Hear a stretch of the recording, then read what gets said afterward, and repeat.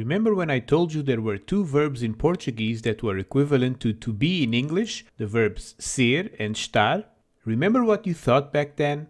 I know the answer. You thought, only two? I wish there were more. Well, you know what's coming next, don't you? I'm here to fulfill that desire.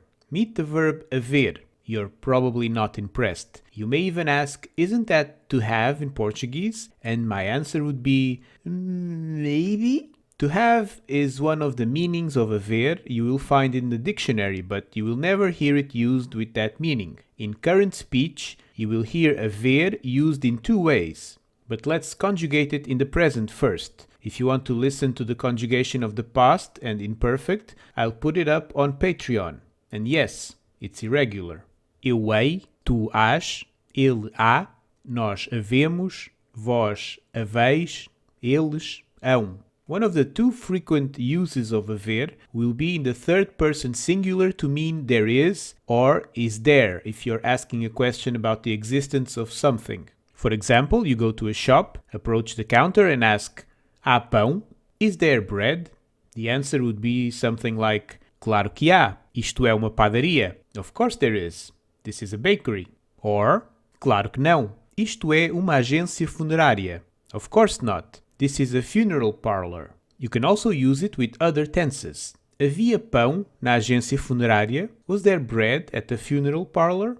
Houve tempo para comprar pão no funeral? Was there time to buy bread at the funeral?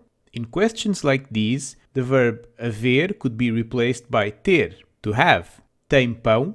Do you have bread? Tinham pão?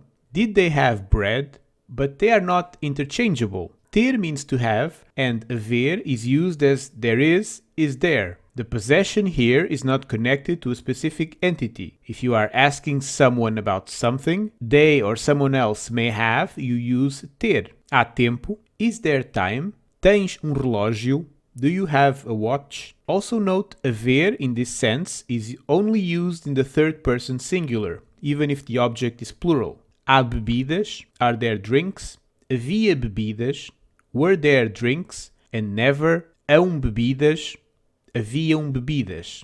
The other use of haver is this. Eu hei de ser astronauta. I will be an astronaut. Here, haver is used to express an intention, to convey something someone wants to do or has to do in the future. Unlike the other use, this one varies according to the person speaking. Tu hás de almoçar comigo. You will have lunch with me. Nós havemos de ir a Paris. We will go to Paris. Then you have the other incredibly common use of haver, which I have totally forgotten to include in this video, forcing me to do a quick re-edit. And that is using haver to convey that something happened a certain period of time ago. Like this.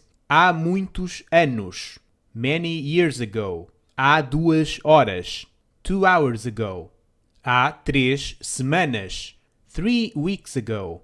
Of course, these also mean there are many years, there are 2 hours, and there are 3 weeks.